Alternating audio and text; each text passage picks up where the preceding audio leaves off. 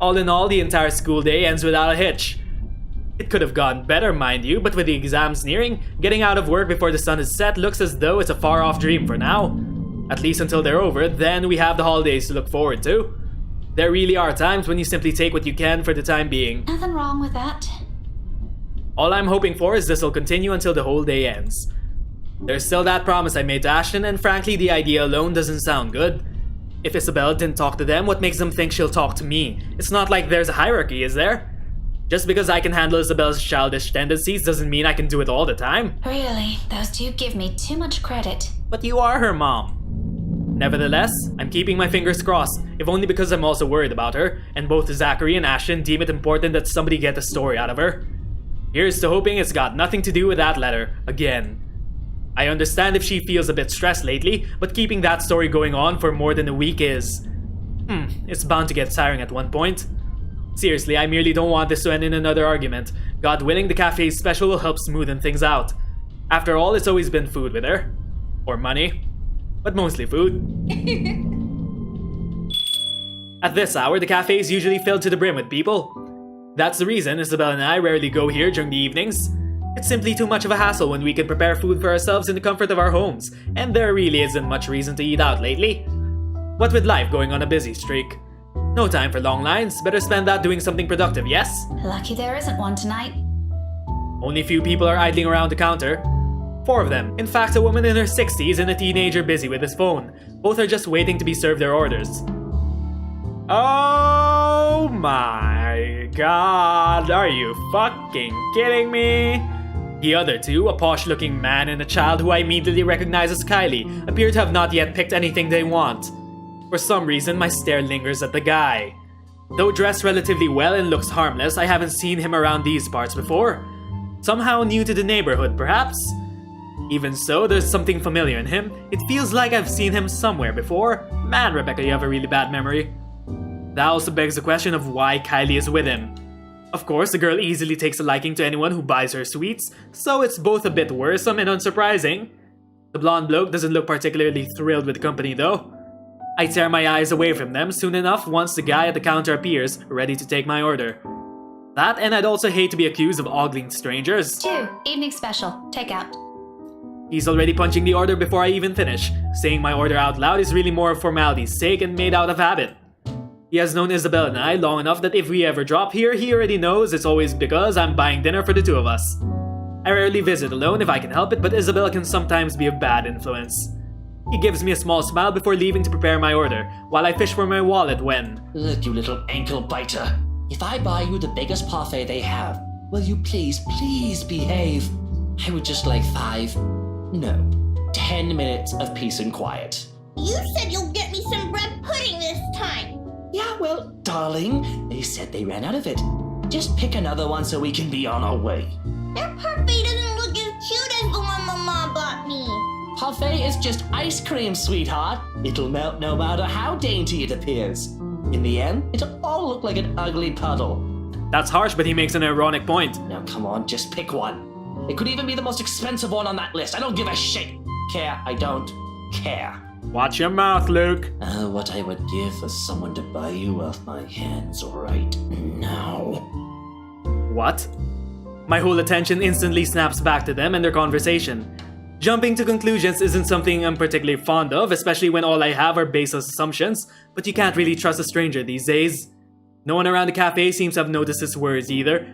Very suspicious words. Still, I don't move. Yet. But my hand has already shifted from my wallet to the book I'm carrying. A hardbound textbook looks harmless, but if the situation calls for it, it might be a good deadly weapon. Might. I haven't gotten the chance to try it anywhere so far. Today could be that day, and especially on Luke. But you promised. Look, if you don't want a parfait, how about a Bonifay pie? I'm sure it'll taste just as good as any other bread pudding. I'll even buy you the entire tray. How does that sound? That's not what you said before. Well, sweetheart, adults change their minds sometimes.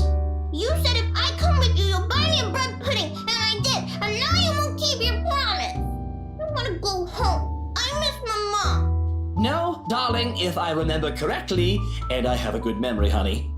What I said was, if you come quietly with me, I might buy you one. Yeah, this whole scene is contrived. The quiet part didn't happen. Though now that I'm sober, I think this is a bad idea. I should just ship you someplace else for that peace and quiet. Oh, that's it. No hesitation.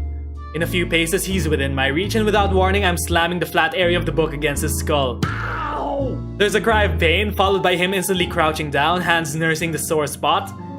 Almost comically, if this were any different situation and the safety of a St. Goretti student isn't at stake, I'll probably feel sorry for him. I mean, has anyone seen how thick this book is? Get behind me, Kylie. Miss Pink! It's amusing how fast her expression changes from the pouty one earlier to something that of utter delight upon seeing me. But there's no time for any pleasantries, not even quick ones, because soon, the man straightens and I'm readying my favorite newfound weapon for another hit. Hit him some more! Except this time, he's ready, and before I can land another one, his hand shoots up to catch my wrist in a firm hold. And the look on his face. Bloody hell, woman, what's your problem? To say he's pissed would be a complete understatement. Had I been the weak-willed sort, I'd probably cower under his sharp gaze. But that simply isn't how I roll. If he thinks he can scare me and do as he pleases here just because I'm a woman or whatever his reasons may be, he's got another thing coming from him. But, well, you are the one misunderstanding the situation. So instead, I return it to him with the same intensity, with the same venom. What's my problem? You're the one who has a problem here. Rotten bowbags like you don't deserve the freedom to run this town. What are you doing to this girl? And why is that any of your business, pray tell? Kidnapper! He's called Kidnapper! Oh, it's my business if I make it to be. Now, release me or I'll call the police. Oh, you think that scares me, Daisy? I have a name, you sleazy douchebag. Oh, I'm sure. Sleazy douche. His grip on my hand only tightens when I attempt to shake it off. His tone may be dripping with anger and sarcasm, but the gleam in his eyes says it all. He's getting a kick out of this. Riling people up, getting on their nerves, invading their personal space. He knows exactly what and which buttons to push. The nerve of this person. The nerve of this asshole. If he thinks I'm going to give in to his goading, please, he might as well just kiss his sorry behind. Hit him where it hurts. Shout for help. Shout for help. Let me go, you uncouth lout. Or else what? I'll scream. He laughs, a derisive thing that rankles on my temper more than it has any right to. It's as if he knows I can't do anything or he's above any authority that exists in this city, confident he can get away with anything. The gall of this man. I'd like to punch him right now if I can. Nice try, lady. Why don't you drop the book first? You could kill people with that, you know. Fat chance. Oh no, that attitude won't do, Daisy. Here, let's try that again, like the proper adults we both are. Drop the bloody fucking book. Is no one else seeing this? And then what? If you're assuming I'm... Then we'll have a nice conversation over a cuppa. Establish why you're attacking a poor, innocent stranger with a deadly weapon. And maybe weave in an apology or two for the offended party afterwards. To be devil's advocate, Luke really is the innocent party here. But, well, you can't just go out in public hitting people with hard books. I'm the offended party here, by the way. My brain hasn't returned to its rightful place yet, in case you're wondering. You have a brain? Innocent. Don't play dumb. I heard what you were trying to do with that girl. Just because she isn't my student yet doesn't mean I don't have a role in protecting that child's innocence. Protecting the what of who? Why would you... Oh no. In the span of a second, the expression on his face changes faster than anyone is capable of. From pure confusion to sudden realization, before finally deciding on a face of utter mortification. He's quick to drop his hold on my hand afterwards, like he's been holding a piping hot object and he just realized it's in his hands all along. He's far from a decent person, but he actually might make good money doing comedy. The look on his face when he starts babbling his excuses is almost priceless. No, this kid's... Alright, lady, look, it's all a misunderstanding. My tone can't go any flatter than the one I have now. Right. Somebody help me! He places a hand on my mouth, and before I can spill the rest of it, and all at once, I'm caught between trying to stop him from smothering me and keeping his dirty hands off me. But even as my nails dig deeper in his wrist, he doesn't appear to have any intention of letting me go. Being loud works, however. Soon, the attention of practically every customer seated in the small establishment is on us. I shoot each of them an imploring look, hoping one of them will have the sense to help. The sleaze, however, is fast enough to flash them an embarrassed smile. Haha! This lady's having such a bad day! Poor girl's just been through so much today! Nothing to see here, go on with your dinner. Bad day. Even if this were a friendly chat, I won't even touch you with a 10-foot pole, much less share any problems with you. Blighter, you're my problem. But with a hand covering my mouth and my lungs rapidly losing air, I bite down on his hand. Hard. It works. Ow! He yowls, jerks his hand away from my face, stepping back to put as much distance as he can between us while nursing his injured hand against his chest and muttering a string of very creative set of expletives. Tears have formed at the corners of his eyes from the pain, and a small laughter almost leaves me. To be frank, he gives the impression of a kicked puppy with the glare he shoots me. A puppy I'm less inclined to feel sorry about. You mad woman! I warned you, you ass. Why this is harassment, I'm telling you! Harassment! Harassment, I And why don't say! you tell that to the police once they get here, hmm? You despicable! You know what, Rebecca, you're the one that's gonna get put to jail. Whatever you're assuming I am, I'll have you know it's all in your head. None of it's true. You best have that pretty brain of yours checked before that gets worse. What is wrong with you? Is this the face of someone who'd do anything suspicious? Luke, that's not really the question you should be asking. Oh? You don't think a stranger luring an innocent child with promises of sweets before whisking them away from their parents doesn't warrant any suspicion? You have a very funny definition of suspicious, asshole. Maybe you're the one who should have that head of yours checked. The kid asked me to buy her sweets. You're the one who's suspicious here. I'll have you know, I have a wife. That didn't stop you from hitting on Marianne. That much at least seems to have a sliver of truth to it. He even makes a show of brandishing his left hand to my face with much flourish. Sure enough, a wedding ring is there, though all that earned from him is an unimpressed glare from me. Immediately, a small part of me starts to feel sorry for whatever poor woman married the sod. I don't understand why he has to bring her up either, as if the mention of her alone will magically present a solution to his problem. She must truly be a remarkable woman if she can handle a dirtbag like him. And even my wife of all people in this bloody city, has never, I'm telling you, accused me of such a scandalous thing! You crazy woman! Well, she's about to accuse you of cheating in a few days. Married or not, you're still a sleaze. Honestly, I feel... Miss Pink, why are you fighting with my tail? And there we go. Whatever word still left to be said here dies on my tongue. The same thing goes for the sleaze. Beside us stands Kylie gawking at us with the same curious stare she often brings with her. I know that look all too well, a precocious child through and through. She doesn't say anything further, her gaze simply moves between us, eyeing us both carefully, clearly anticipating an answer. From my experience, when it gets like this with children her age, it's a sure sign they won't leave you until you've given them an answer they're satisfied with. Lying won't do either, it's dissolved into a shouting match for heaven's sake. And did she just say Tio? Something falls straight to the pit of my stomach at that. But my tone is gentle when I finally address her, void of any apprehension and what might be the first hints of embarrassment. I pointedly ignore the latter, it can very well be the hunger speaking. Kylie, sweetie, do you know this oaf? Yeah, he's Tio Luke. Right at that moment, my brain stops. Every line of thought, every argument I still have against this man beside me dissipates in the haze. Amidst all of it, one memory gets triggered. Tio? The one you mentioned before? The uncle? The guy Rowan wanted to impress? Or was that a dare? I'm sorry, I can't recall. Is it the one who promised he'll take Big Brother someplace cool? Yes, a strip club. Yeah, the one and the same. Don't you know who he is? I sure as hell don't, darling.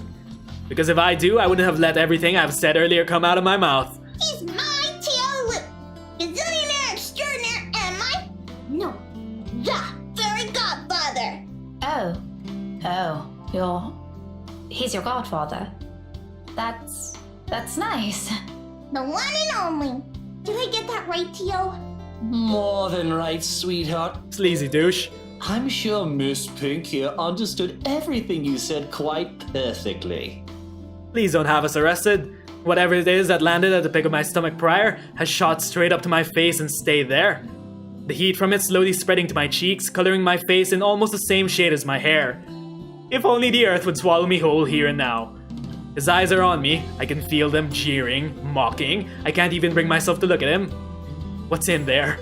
Amusement? I doubt it. He's probably having the time of his life right now. But I know, I can hear the sneer in his voice alone when he talks. He has that smug grin on him, which I may or may not want to punch off his face at present just for the hell of it. But damage control. Apologize to Luke. Apologize to Kylie. Fine, we'll apologize to fucking Luke. Though it pains me to apologize to a sleazebag like him, this is my mistake. With Kylie watching us close by, I don't want to set a bad example for her, do I? I'm surprised she grew up the child she is. If anything, I want to be the role model this man couldn't possibly become from her. Even if it means taking a few blows to my ego and stroking his insufferable one. A deep gulp of air, a short moment to swallow my self-respect, and then I'm facing him. The words are out of my mouth in a single breath.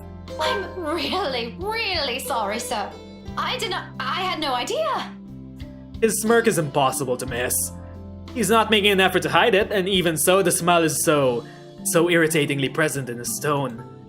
If I could slap it off of him, I'd do it in a heartbeat. Now, it's an honest mistake, Daisy. No, I really mean it. I actually thought you were... And then... It's fine now. It probably happens quite a lot to a few people who look suspicious to you. Maybe you would stop berating a little child in public and people won't think that. Seems I'm one of them now. But don't lose sleep over it. Do be careful with that book, though. A little more and you would have dislodged my poor brain off my head. What would I ever do if that happens? Oh no! Did it leave a mark or anything? If you want, we can have it checked. I'll handle the expenses if there's a need for it. Now, what kind of man would I be if I let an attractive woman such as yourself do that? Why don't we just look at it this way? My forgiveness is coming from the utter goodness of my heart. Blech. So full of himself. Exactly the kind of person I'll happily leave to die in a ditch somewhere. Of course, sir. Why didn't I think of it that way? I know, right? But even someone as capable as you is bound to have a few lapses. No harm done, Daisy. Let's move on from this. Well, if you're going to put it like that, then I guess there's nothing left for us to talk about. I figured as much. Awkward. The whole exchange is nothing but an awkward display of fake pleasantries. One that brings much agony to the very pride I've willingly held back a while ago. I might need a drink later, so I can forget any of this happened. Who would have thought that the time would come when I'd meet someone tougher to handle than Isabella? Miracles of miracles, I swear. Though, to my surprise, he offers me a hand shortly before they leave. For a shake, I realize after a long minute staring at it. I accept it, a bit half-heartedly. But all of the goodwill that the small gesture represents melts into thin air when he winks at me. Winks. The gall of this man, you have a fucking wife. However, there's no moment to ponder about it. Seconds later, the guy at the counter waves me over and hands me a paper bag as soon as I've paid.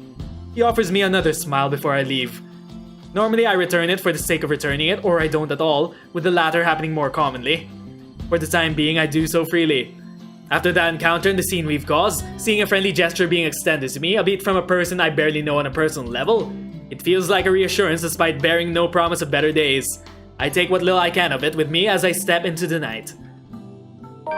A cloudless night sky greets me when I walk out of the cafe. Beyond the tall buildings and a blanket of stars spreads out before me. Isabella once told me that the best place to view it is someplace outside the city, away from the noise and obtrusive lights. She'd seen it once in her mom's hometown and another time in the university she used to attend. Then she asked if it's possible to try it out here sometime. I agreed with her at the time, if only because she appeared excited at the mere prospect of it. We made little plans along with Zachary and Ashton. Though up until now, we never got around it. Even so, I find myself enjoying this, despite being told it's only half the experience. Little things, you know? Stuff you learn to appreciate when you're alone. Because at certain times, you get to meet people who are unfortunately born with the innate talent to ruin the mood and the scene with their mere existence alone. For example, the very driver of the car approaching my direction. Luckily, he doesn't notice me. But the fleeting moment we pass each other by gives me a brief glance of the people he's with. Oh my fucking god, okay. Kylie sitting on the back seat with a serving of bread pudding in her hands. And beside him, it must be his wife. He takes a turn and disappears at the nearest corner. But throughout the night, that cursory glimpse of all things to bother me has left me wondering what kind of person his wife is. And more than that is a silent prayer to the universe. I hope I don't ever cross paths with that douche again. After having such an eventful day, anyone will think nothing will surprise me anymore. But here I am, standing at the top of the stairwell, watching an odd scene unfold before me. Relief crosses my mind first, followed by confusion. What is she doing there? Although given what happened this morning, the question feels a bit inappropriate to ask directly. What's important is Isabel's here. She's sitting cross-legged in the hallway just right in front of her room, with several papers and folders scattered about. Each of them seems as important as the next. More than once, upon giving the scene a quick scan, I spot Briar Realty's logo on the top most of the pages. Everything considered, it looks like a mess made by a third grader working on crunch time. The landlady will have a few things to say about this when she finds out. I have a few things to say about this myself, in fact. But something in the calm, focused manner she holds herself at present keeps me from disturbing her with that reminder. She's going through each paper with this intensity. Her brows are furrowed, lips in a tight line, both hands moving in precise movements as she shifts through each sheet. Hello. Sorry to call you this late. There's something I just want to confirm, if that's okay. Yeah. Oh, okay. Thanks anyway. Not that one either. It's a cycle. She goes through call after call, then after that last one ends, she scuffles through the pile again and dials another number. Is it work? I've never seen her this engrossed with her own work before, otherwise she would have noticed my presence the moment I reached our floor. After the 9th call, she still appears as oblivious to it as when I've arrived.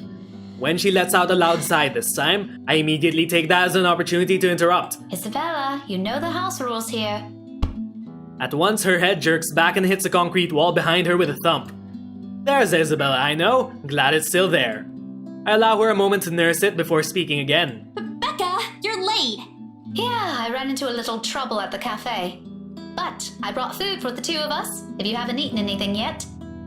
As anticipated, she grins once I raise the bag of food I'm holding. Yet it doesn't reach her eyes. There's nothing of the cheerful glint in it this time. Just a hollow tone for the sake of being polite. Ashton's right. Something's happened. Yeah, maybe later. I've gotta finish this first. Just leave it here. I'll eat it once I'm done. Thanks, Becca. You can't eat this here. You know how the landlady would react. Why are you even working outside? Your room's right there. I know. Sorry. It just feels stuffy in my apartment right now. I'll go back inside once everything's been aired out. I promise. That has never bothered you before. Well, it bothers me now. Oh, really? Just now? I find that hard to believe. Yeah? Shouldn't you be happy? I mean, you've been complaining even if it's not your room. Now I know how you're feeling when it's messy, so I'm going to clean. Isn't that a good thing? In spite of what's supposed to be good news, an exhale comes from me, drawn out and slow. It's a good thing, Isabella. Believe me. But you're as bad as Zachary at lying. What's really going on? Aside from a ghost? She hastily averts her eyes, a surefire indication this is going to be one of those lengthy conversations that can possibly end with the other person angry. Again. It's one thing I'd like to avoid tonight at all costs. Still, I've made a promise to Ashton and Zachary. If she didn't want to talk to them, who else is she going to talk to? If she keeps this all to herself, who knows what might happen? Isabella, you can tell me. Is it about your family? A slight movement of her lips, although a frown is a reaction at least. I'm getting there. Rose? She merely shakes her head. Just a little more. Come on, I know something happened. I don't know if it's because of Rose, but I know it's related to her somehow. You weren't here when I visited this morning, and both Zachary and Ashton are worried about you. If you don't want to tell them, you can tell me. Does it have something to do with work? Office? If I didn't know her, I might have missed it. She shifts then, her fists clenching tight and teeth biting her lower lip, and there's fear. The look of terror in her is the last thing I expected to see out of everything. Her mouth trembles briefly before she opens them. When she finally voices it out, the words simply spill out of her mouth. One after another. All of it. True to what I've promised her, I'll listen. Because this is something she's been keeping to herself, even from two of the most dependable people I know. The fact she chooses to tell me this speaks a lot to me. Becca, she was there again. Last night? In the office? Boss passed me all of Rose's lurk load yesterday. For the Ermengarde mansion. I had to stay late to finish them all. And then...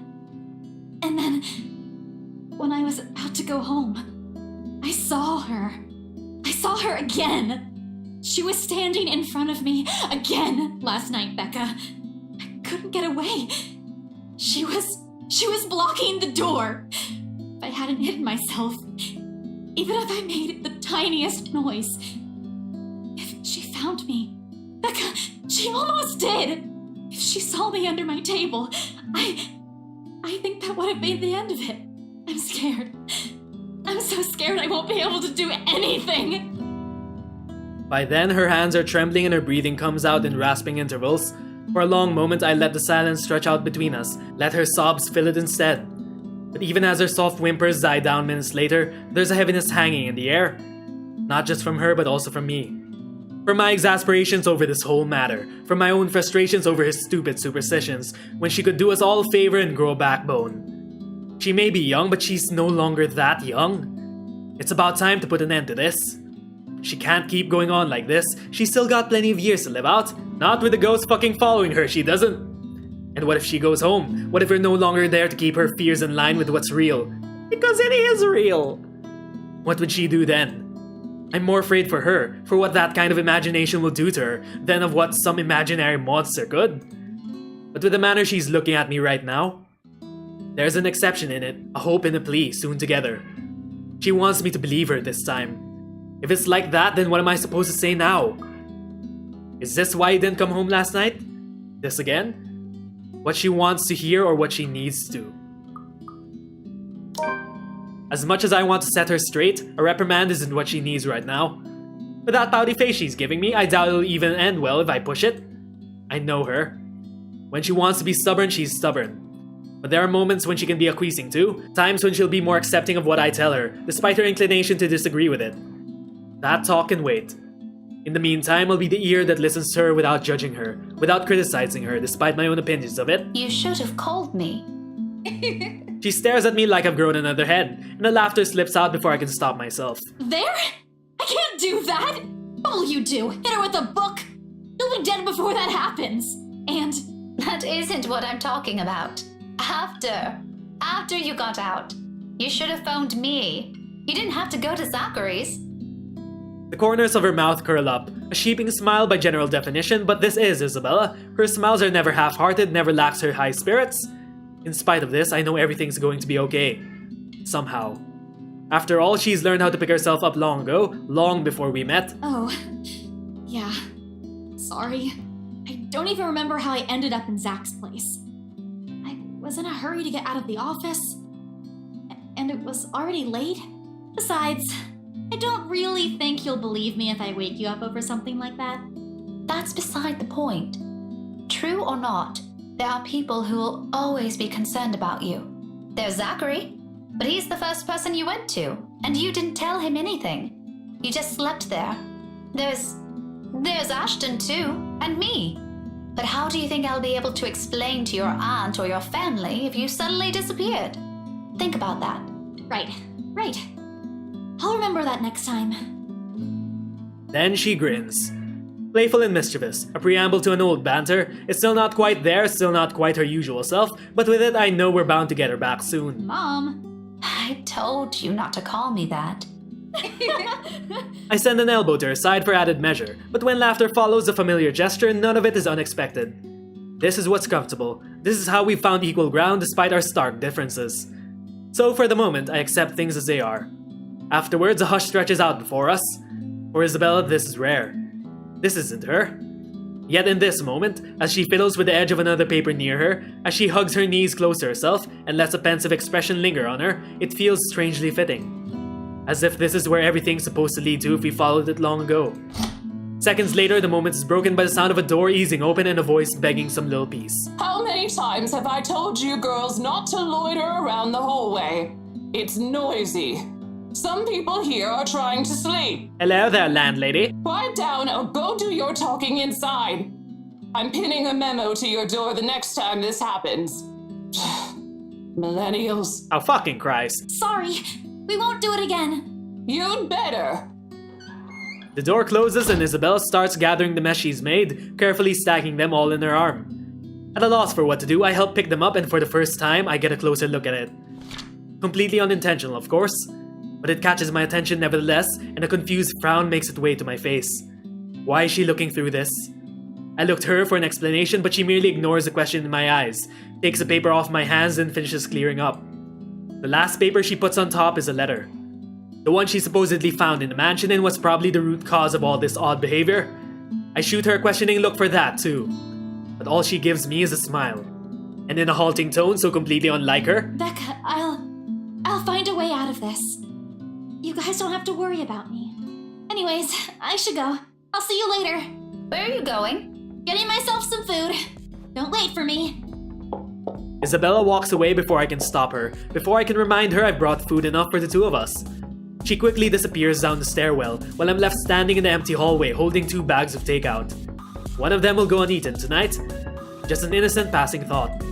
One that I don't dwell too much as I head back to my room. I ignore all of it in the same way I've assumed I won't ever encounter that douche again.